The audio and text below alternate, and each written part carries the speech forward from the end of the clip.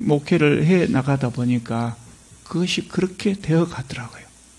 그것이 우리가 기독교인으로서 빠져서는 안 될 일이기 때문에 그 자연스럽게 그렇게 하나님께서 인도해 가신 것 같아요.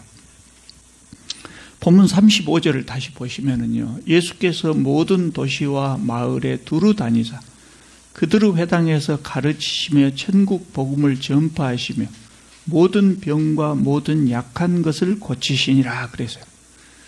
이 말씀 속에는 예수께서 공생의 3년 동안 이 땅 위에서 무엇을 하셨던가 그것이 나와 있거든요. 그 많은 일들을 간단하게 세 가지로 요약하고 있어요. 본문 말씀이. 뭐였다고 합니까? 가르치셨다.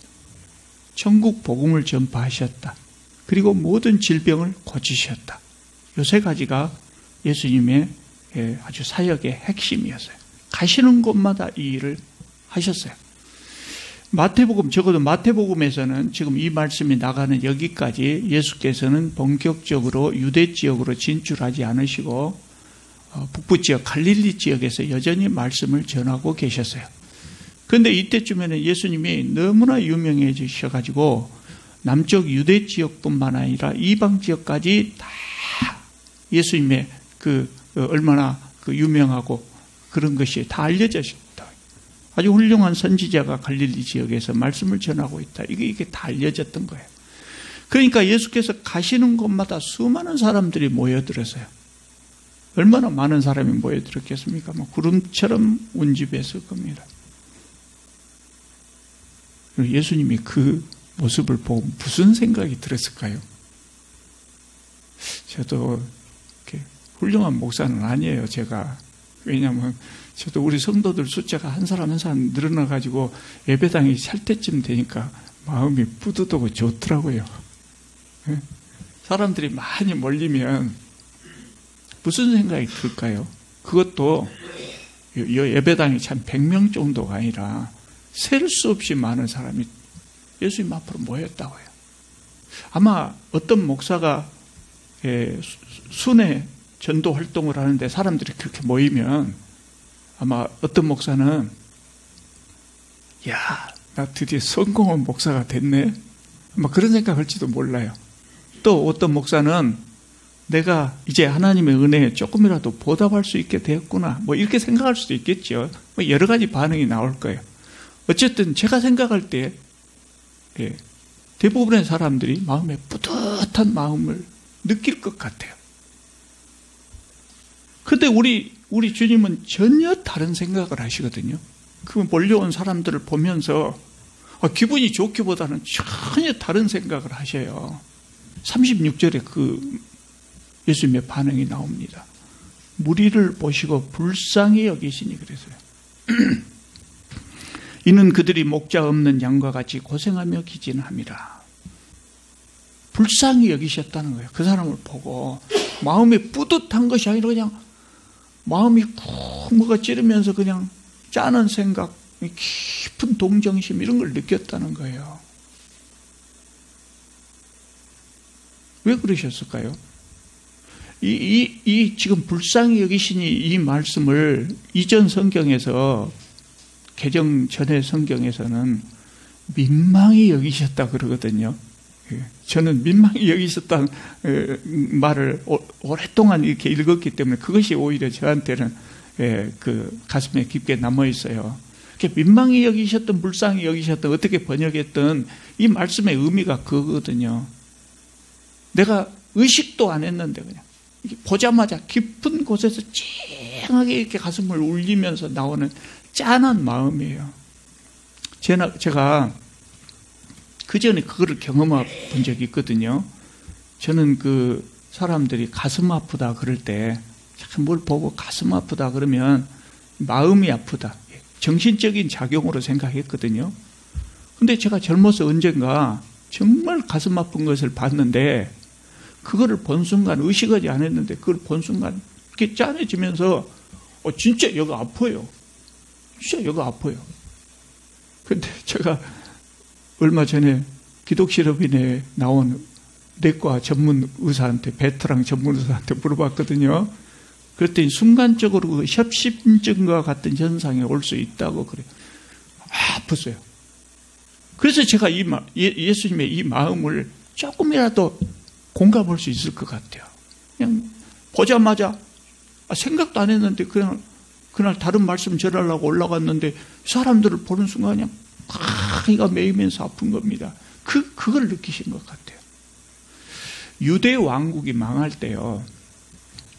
나라가 망해갑니다. 그럴 때 그 백성들이 어떤 삶을 살았겠어요? 하나님께서 이스라엘 백성을 보니까 정말 짠하다. 그래서 불쌍히 여기시고 하신 적이 있거든요. 그 에스겔서 34장에 나와요. 찾아보실 필요는 없고 한번 제가 읽어볼게요. 내 백성이 목자가 없으므로 그것들이 흩어져서 모든 들짐승의 밥이 되었도다. 내 양떼가 모든 산과 높은 맷뿌리마다 유리되고 내 양떼가 온 지면에 흩어졌으되 찾고 찾는 자가 없었도다. 하나님께서 그 백성들을 보시고 나라가 그냥 기울러 가거든요. 곧 풍전등을. 그걸 보시고 백성들을 보시고 그 한탄하시는 하나님의 마음.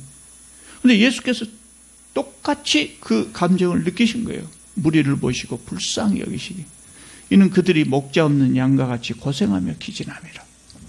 하나님께서 이스라엘의 왕을 세우시고 또 이스라엘의 종교 지도자, 제사장과 선지자들을 세우시고 하나님께서 그들에게 사명을 주셔요. 내 백성을 잘 먹이고 잘 입혀라. 아니 그들에게 너그 세상 살면서 떵떵거리고 잘 살아라 그러고 한 자리씩 주신 거 아니거든요. 내 백성을 잘 먹이고 잘 입혀라. 그런데 이 사람들이 오히려 백성들을 억압하고 수탈했어요. 억압하고 수탈하고 무시하고. 그래서 그 백성들이 목자 없는 양과 같이 되었다는 겁니다. 마찬가지로 예수님 시대에도 하나님께서 이스라엘 종교자들에게 이 역할을 기대하셨어요. 그 시대에 정치인에게 뭔 기대를 하겠어요? 식민지가 되어가지고 있는데, 그래서 정치인에게는 기대할 것이 없고 이스라엘의 종교 지도자들에게 이 역할을 기대했어요. 그런데 이 사람들은 아까 그 500년 전 유다 왕국이 망할 때 그때 지도자들이 했던 것하고 똑같이 오히려 그것보다도 더 심하게 오히려 백성들을 억압하고 수탈하고 무시하고 죄인들이라고 성전에도 못 나오게 하고 그렇게 했단 말이죠.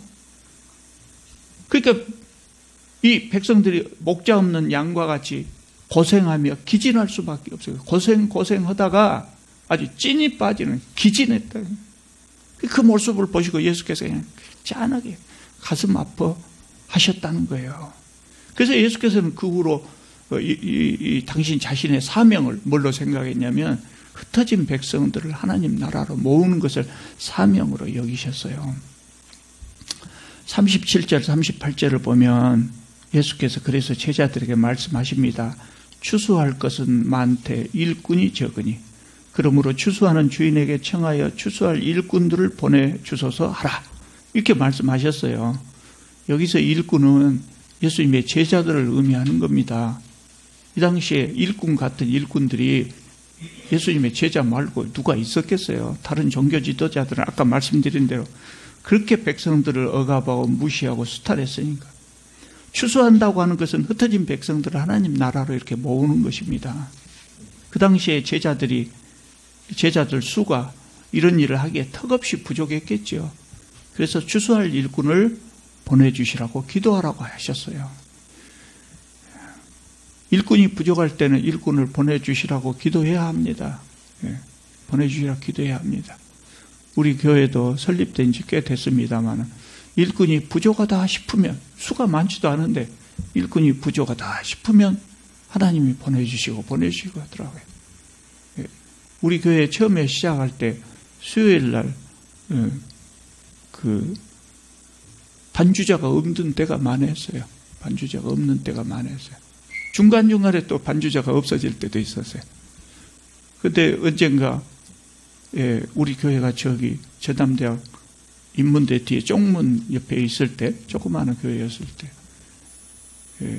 그때 반주자 없이 저녁에 예배를 드리는데 반주자 없이 예배를 드려도 아무렇지 않대요. 우리 성도님들 찬양 실력이 좋아가지고 오히려 더 은혜롭기도 하고 그랬는데 어떤 여학생이 예배 참석했었어요. 그리고 몇 번 참석을 하다가 어느 날 저에게 물어보더라고요. 이 교회에는 반주자가 없습니까? 수요일만 없다 그랬더니 자기가 피아노 전공을 하는데 평소에는 평소가 아니라 주일날에는 시골 교회에 반주로 가야 됩니다. 근데 수요일은 제가 할 수 있으니 제가 혹시 하면 안 될까요? 왜 안 되겠습니까? 얼른 하라 그랬죠. 그렇게 하나님께서 그렇게 일꾼을 보내주시더라고요. 그리고 우리는 일꾼이 부족할 때 기도해야 할 필요가 있어요. 기도해야 돼요. 그런데 기도하기 전에 먼저 내가 일꾼이 되는 것을 꿈꿔봐야죠. 하나님 저를 일꾼 삼아 주세요. 그렇게 기도할 필요가 있어요. 뿐만 아니라 그 일꾼이 되기 위해서는 평소에 열심히 준비할 필요가 있어요. 열심히 준비하고 그럴 필요가 있어요. 여러분 세상에서 가장 복된 일이 뭐겠습니까? 목자 없는 양에게는 가장 복된 일이 좋은 목자를 소개해 주는 겁니다. 좋은 목자를 소개해 주는 겁니다. 목자 없는 양같이 흩어져서 방황하는 사람들에게 참된 목자, 우리 하나님을 소개해 주는 것이 얼마나 좋은 일이겠습니까? 지금 기독교가 인기가 많이 떨어졌다 그래도 지금도 방법만 알려주면 하나님을 믿고 싶은 사람이 세상에는 많이 있어요. 많이 있습니다. 그들에게 우리 하나님을 소개해 주는 것보다 더 큰 복이 어디가 있겠습니까? 돈 보따리 갖다 주면 다 좋아하겠지만 나중에 하나님을 믿고 하나님 나라에 들어가서 그 복을 누리고 산다면 그때 그 사람이 알 거예요. 억만금을 갖다 주는 것보다 이것이 더 큰 복이었구나. 그것이 선교입니다. 그것이 선교입니다.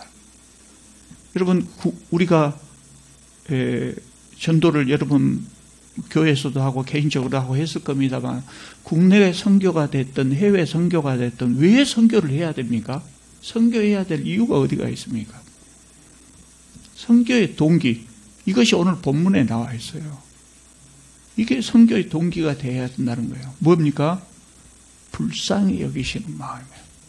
사람들을 보고 불쌍히 여기는 마음.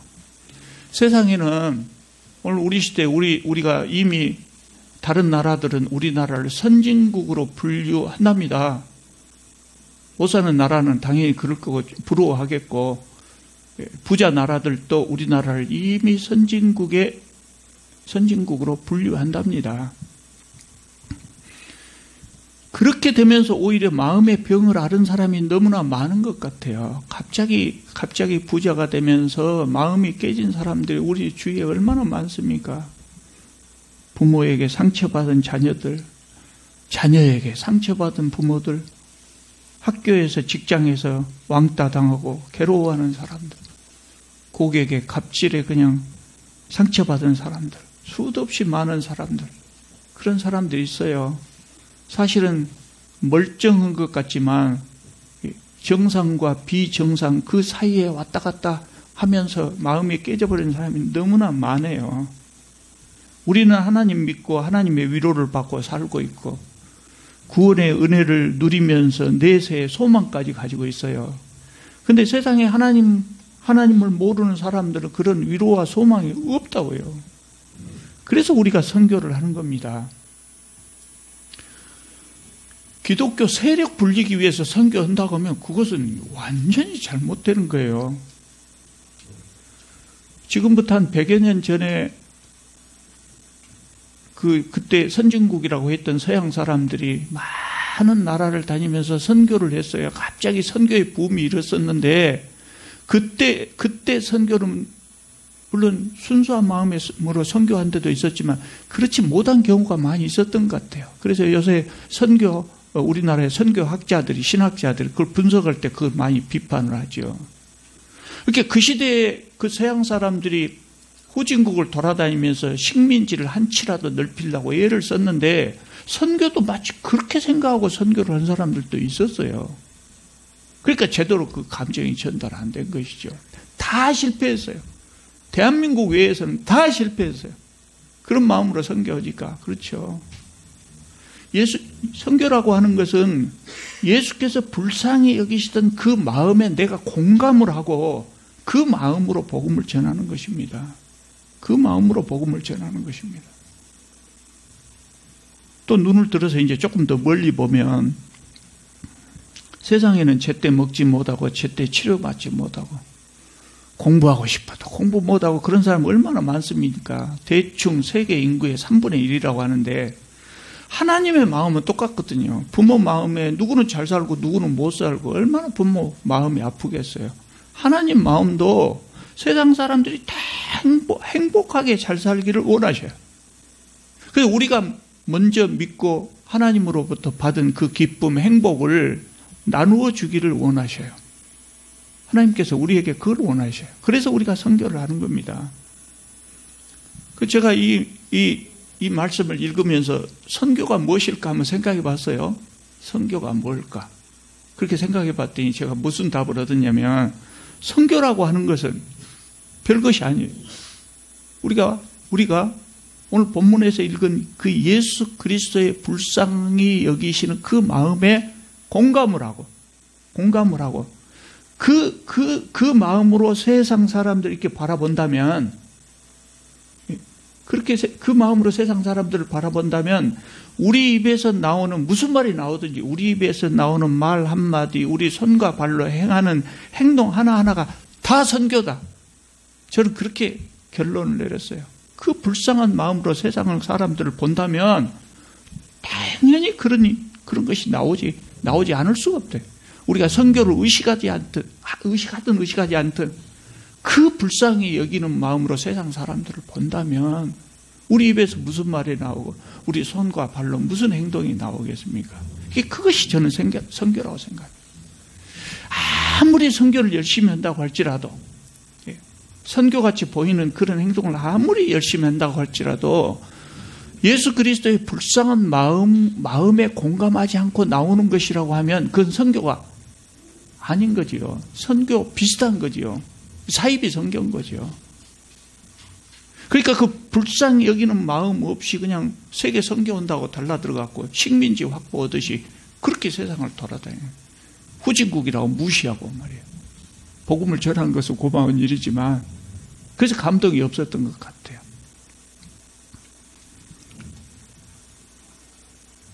우리 교회가 지원하는 캄보디아 이소망 목사님한테 제가 한번 물어봤어요. 훌륭한 선교사지요. 그래서 제가 물어봤어요. 선교하면서 가장 힘든 일이 무엇입니까?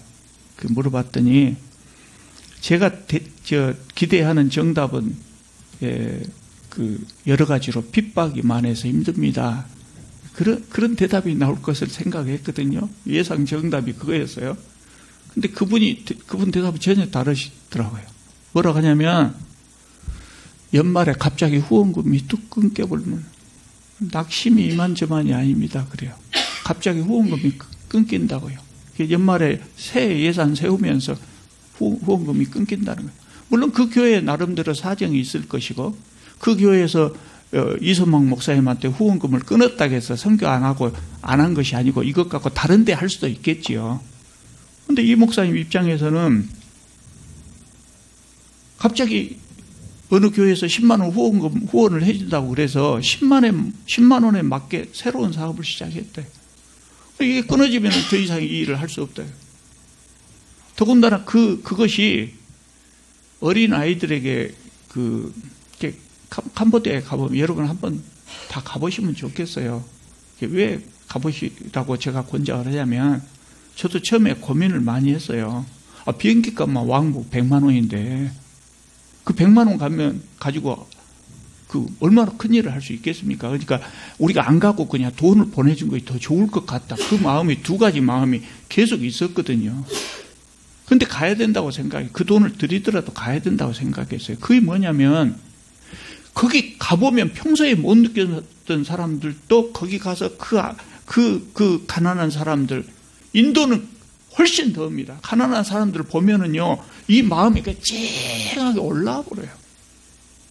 그러면 하지 말아게도 하고 싶은 생각이 있어요. 내가 먹던 것도 그냥 좀 아껴서 보내자. 그 마음이 들거든요. 그래서 한 번씩 가시라고 권장하는 거예요. 그거 안 가고 우리가 돈만 보내잖아요. 그러면 이 마음에 공감하지 못하고 보내니까 얼마 되지 않아서 그거 꼭 해야 돼? 뭐 이런 마음이 생길 수 있단 말이죠.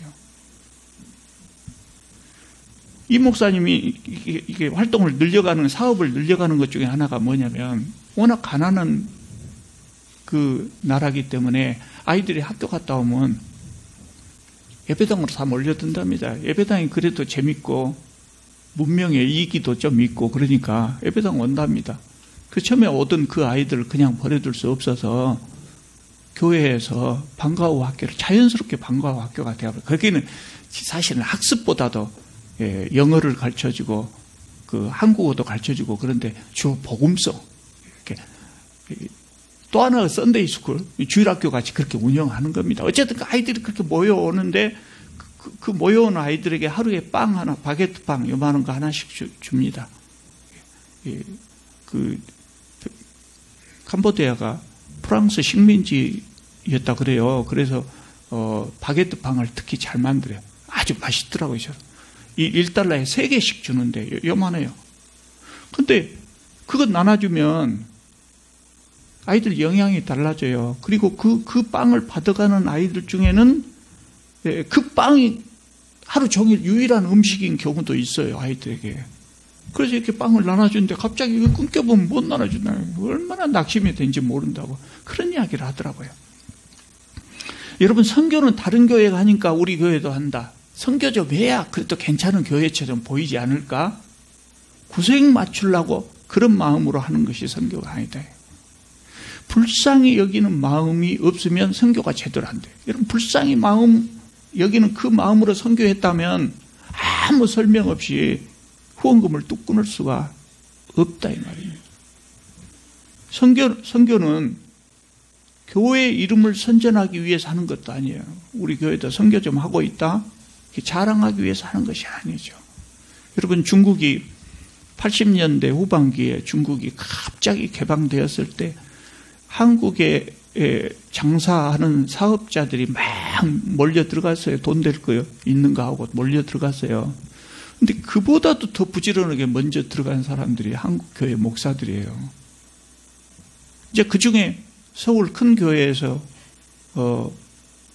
목사들을 파송해가지고 중국의 현지에 예배당을 많이 세웠어요.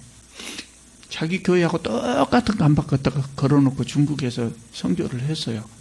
근데 그 선교사님 중에 한 분이 저한테 한탄을 하시면서 하신 말씀이, 한국 사람 좀 철수해 버렸으면 좋겠다. 예배당 세워놓고 교회에서 선교사를 보내면 바로 실적이 어떻게 되냐고 실적 보고라고 한다는 거예요. 세상에 시집도 안 간 딸보다 얘기 운전을 하냐고 그런 거하고 마찬가지죠.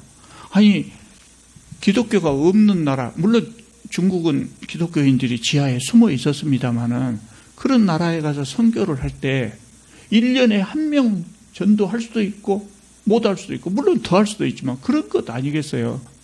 그러니까 근데 막 이 실적 내놓으라고 하니까 거기 현지에 가 있는 선교사들이 그냥 안 되니까 이제 다음 주에 오면 이런 거 줍니다. 그러면 사람도 온다고요. 그러면 사진 찍어갖고 보고하고. 이 교회만 그런 것이 아니라 그 옆에 교회도 그러고 그 옆에도 교회도 그러고 그렇다는 거예요.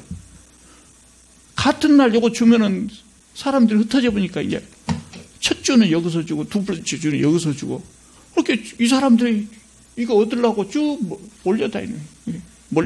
그게 무슨 선교가 되겠습니까? 지금 그렇게 했던 교회들이 지금도 있는 거 아니면 문 닫아버리는가 모르겠습니다만은 선교는 교회를 선전하기 위한 수단이 아니거든요.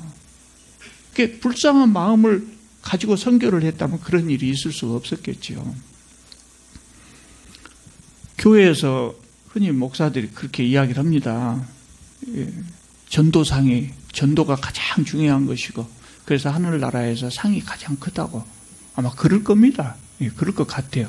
그런데 문제는 선교는 내가 하나님의 상을 받기 위해서 해서는 안 된다는 거예요. 동기가 나를 위해서 하는 것이 아니고 또 우리 교회를 위해서 하는 것이 아니고 저 사람이 불쌍해서 불쌍히 여기는 마음 해야 된다는 거예요.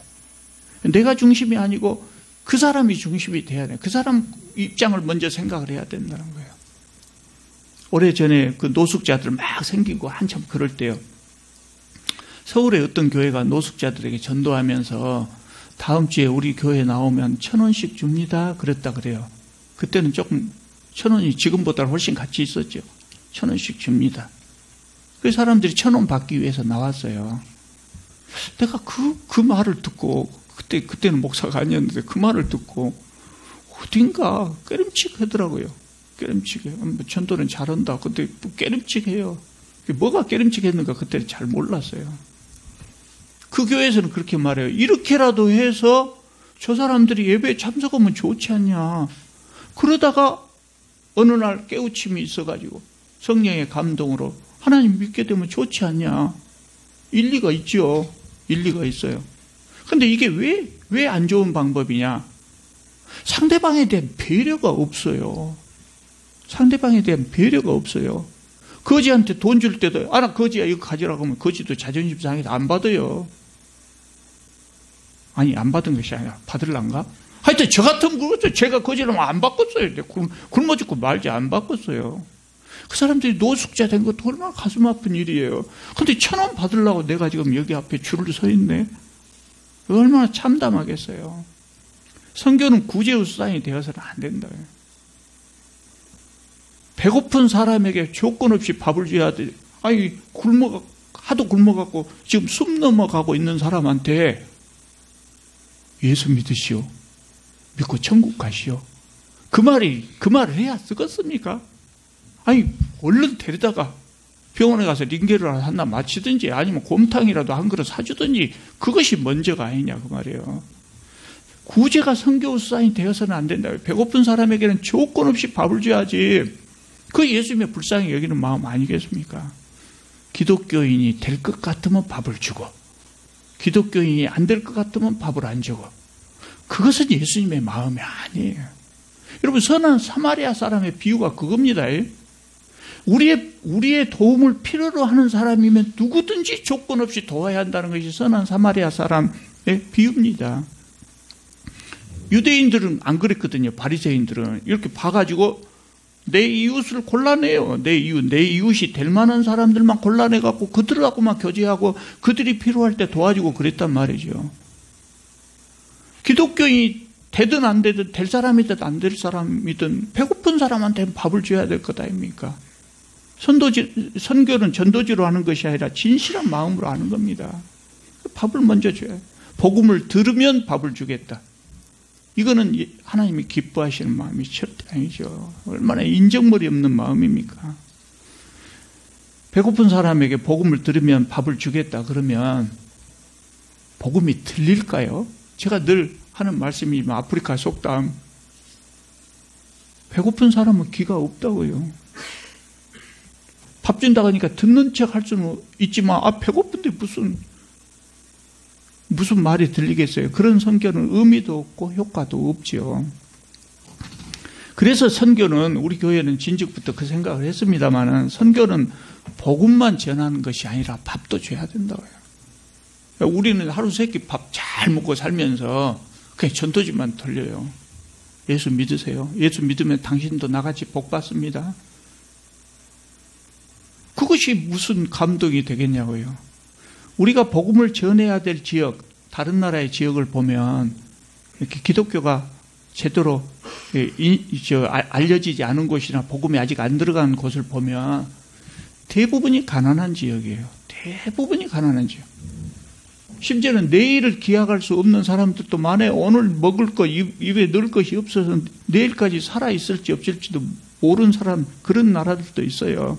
그런데 전도지만 주면 되겠냐 그 말이에요. 살려야죠. 죽어가는 사람은 살려야죠. 그리고 복음을 전해야죠. 밥을 주는 것도 중요하지만 그 사람들이 경제적으로 자립할 수 있는 것도 중요하대요. 우리가 불쌍히 여기는 마음을 갖는다면 전도지만 전할 수가 없다고요. 우리가 2개 단립교회를 지원하고 있지 않습니까? 목사 생활비와 교회 운영비로 매월 20만 원을 보내는데 그것만 보내지 않고 방과 후 학교를 설립한 이유도 그거예요. 경제적으로 자립할 수 있게 도와줘야 되겠다. 생각 같아서는 거기다 공장이라도 하나 짓고 일자리라도 주고 싶지만 우리 교회가 조금 해갖고 되겠습니까? 안 되죠. 사실 그래서 우리 교회가 얼른 성장을 많이 해야 될 것 같아요. 그래서 효과적으로 돕는 방법으로 이제 방과 후 학교를 설립해서 아이들을 가르치면 이 다음 세대는 좋아지지 않을까. 차선책으로 그렇게 하고 있죠. 그런데 지금 3년째인데 굉장히 큰 효과가 나타났다고 그래요. 아이들 성적이 쑥쑥 올라간다 그래요. 쑥쑥 올라간대요. 거짓말 아니에요. 왜 쑥쑥 올라가냐면 워낙 바닥이었으니까. 전교 5등이었으면 성적 잘 안 올라가거든요. 완전 바닥이에요. 왜냐하면 부모들이 학교에 다닌 적이 없으니까 애들 공부를 가르쳐줄 수가 없어요. 관심을 쏟을 수가 없어요. 바쁘니까. 먹고 살기에 바쁘니까. 근데 방과 후 학교에서 애들 데려다가 성적 못 따라간 아이들 보충 수업 시켜주고 숙제하도록 도와주고. 그러니까 애들 성적이 금방 올라요. 어머니들이 얼마나 좋아하는지 몰라요. 그 사람들이 그렇게 가난한 사람들이어도 이 달릿의 이 운명을 헤쳐나갈 방법은 애들 교육밖에 없다. 요 생각은 가지고 있어요. 다행이에요. 그래서 그냥 안 믿는 사람들도 방과 후 학교 우리 아이들도 좀 보내면 안 되냐. 그 정도로 지금 잘하고 있어요. 거기다가 이제 영어를 가르쳐 주니까 인도는 공용어가 영어임에도 불구하고 시골에 그 사립학교는 괜찮은데 공립학교는 영어 선생님이 없답니다. 그래서 교회에서 영어를 가르쳐주면 적어도 이 아이들이 고등학교 졸업한 다음에는 그래도 밥 먹고 살 직업을 얻지 않겠냐 하는 생각이 들어요. 그러면 다음 세대는 경제적 자립할 수 있지 않을까. 우리 교회가 더 많이 해주면 좋은데 우리 교회도 뭐 더 해줄 입장이 못 되고 그러니까 그렇게 하고 있습니다. 그런데 선교는 그렇다고 해서 일방적으로 퍼지기만 하면 안 되거든요. 자립심을 키워줘야 되거든요. 그래서 방과 후 학교를 제가 그분들에게는 5년만 지원한다 해요. 그동안 자립하세요. 5년 지원한다고 했는데 어찌 될지는 모르겠어요. 그래서 그 아이들이 성장해서 직장을 갖고 그리고 이 아이들이 교회에다가 상당히 헌금할 정도 된다. 그래서 그 헌금으로 그 교회 방과 후 학교가 유지되겠다. 그러면 우리 교회는 이제 그 옆에 교회로 이제 옮겨가야죠. 하여튼 자립심이 중요합니다. 그러지 않으면 계속 손 벌리는 생각만 해보면 영원히 이거는 안 되는 거죠. 7월 달에 그 인도에서 RCF 코디네이터 하는 목사님한테 카톡이 왔어요. 그 카톡 내용을 보니까 사진하고 같이 카톡이 왔는데 어떤 여자 성도가 요만한 아들을 둘이 있더라고요. 둘이 있는데 혼자 산다고 그래요. 아주 젊은 여자죠. 결혼을 빨리 하니까 30대 중반이 못 된 것 같아요. 얼른 보기에. 젊은 여자인데 애들 둘이 됐고 고생고생해 사는데 집에 불이 나버렸답니다. 그 사람들 불 나버리면 다 없어져 버리거든요. 우리는 은행에 예금이라도 있잖아요. 그리고 직장이라도 있으니까 어떻게 회복하는데 불 나버리면 세간살이도 별로 없는데 싹 없어져 버리죠. 그 불탄 집 앞에 서 있는 그 애잔한 모습을 사진 찍어서 저한테 보냈어요. 보내면서 목사님 기도해 주시기 바랍니다. 진짜 기도만 하란 말은 아니겠죠. 기도해 주시기 바랍니다. 이렇게 왔어요. 도와줘야죠. 도와줘야 되는데 그냥 도와주면 안 돼요. 이게 매번 이렇게 손을 벌리거든요. 손을 벌릴 때만 주면 얻어먹는 근성만 늘릴 뿐이잖아요. 그래서 제가 물었어요. 저 열심히 기도하겠습니다. 그런데 달릿 교회는 이 성도를 위해서 어떤 계획을 가지고 계십니까? 하고 물어봤어요. 그랬더니 기도하기로 했습니다. 그래요. 그럼 기도만 하면 안 돼요. 기도만 하면 안 된다고요. 기도하기로 했습니다. 그래요. 그래서 제가 말했어요. 기도만 하지 말고 뭐 좀 모으십시오. 당신들이 정말 못 살기 때문에 모을 것 없다는 건 내가 충분히 압니다. 그러나 그런 과정에서 쌀 한 톨씩이라도 모으십시오.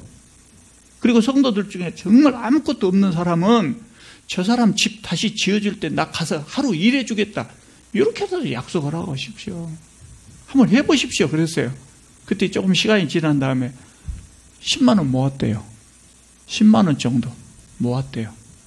그 집 짓으려면 얼마 필요하냐 그랬더니 콘크리트 건물로 집을 짓는데 150만 원 들어간다. 이렇게 우리가 생각할 때 150만 원이면 말도 안 되는데 150만 원이면 거기서는 괜찮은 집이 되는 거예요.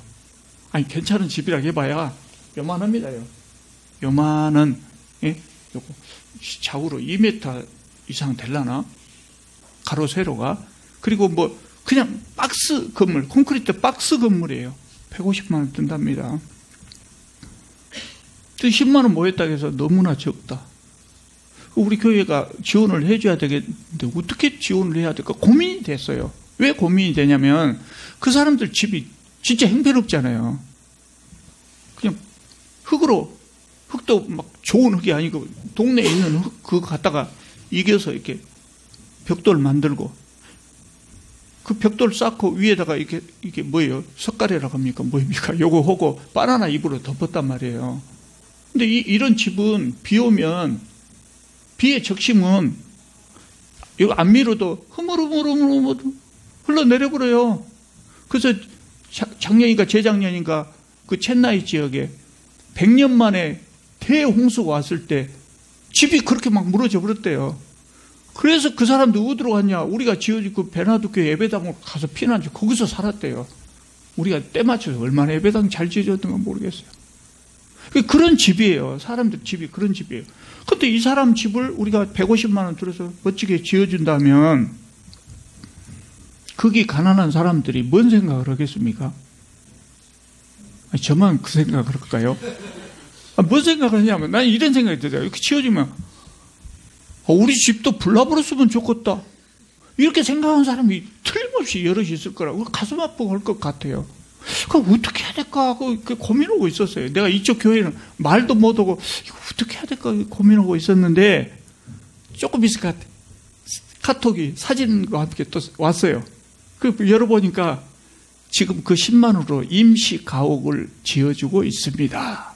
자기들 힘 모아갖고 집을 짓고 있어요. 그것으로 지으면 아까 말한 그런 집이 되겠죠. 그 집을 짓고 있더라고요. 그래서 일단 제 고민이 해결됐어요. 아마 그 베나두 교회가 세워진 이후로 최초일 거예요. 남을 도와서 남의 집 지어준 거 아마 최초가 아닐까 하는 생각이 들어요. 아마 그 교회 사람들 아마 뿌듯할 겁니다. 엄청난 행복을 느낄 거예요. 자기 거 뭐 내놨지만 오히려 행복할 거예요. 우리도 할 수 있다. 남을 도울 수 있다. 아마 이런 생각이 들 것 같아요. 우리 교회가 건축비를 다 대줘갖고 집 지어준 거다고는 아마 비교할 수 없는 기쁨이 있을 겁니다. 그래서 이제 집 건축은 끝났습니다만은 그러나 선교비 중에 선교 잡비로 여유 있게 세워진 예산 연말에 남으면 뭐 도와줘야 됩니다.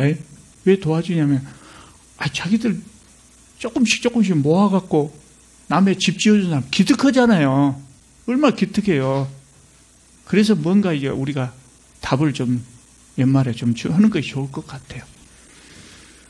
여러분, 우리 하나님은 세상 모든 사람들이 다 구원을 받고 하나님께서 주시는 그 참된 기쁨과 행복을 누리면서 살기를 원하시거든요. 선교라고 하는 것은 그 행복을 나눠준 거예요. 나눠주는 거예요. 하나님께서는 먼저 믿은 우리들이 우리가 가진 그 행복을 다른 사람에게 나눠주기를 원하셔요. 그래서 선교를 하는 겁니다. 그래서 선교를 하는 겁니다. 꼭 선교한다고 하지 말고 예수님의 그 마음을 공감하고 내가 가진 거 남하고 조금만 나누자 이겁니다. 그래서 우리 교회는 정말 사람들을 불쌍히 여기시는 그 예수님의 마음에 공감하고 선교할 수 있기를 바랍니다. 기도드리겠습니다. 거룩하시고 자비로우신 우리 하나님 참으로 감사합니다. 부족한 저희들 참 이렇게 먹고 사는 문제 해결해 주셔서 감사드립니다. 또한 주님 나라의 백성 삼아주심을 감사드립니다. 우리가 느꼈던 이 귀한 행복, 이 평안, 이 기쁨을 나눌 수 있기를 원합니다. 또 저희들이 예수 그리스도의 그 불쌍히 여기는 마음에 공감할 수 있도록 공감할 수 있도록 성령께서 우리의 굳은 마음을 부드러운 마음으로 바꿔주시옵소서. 예수님의 이름으로 기도드립니다. 아멘.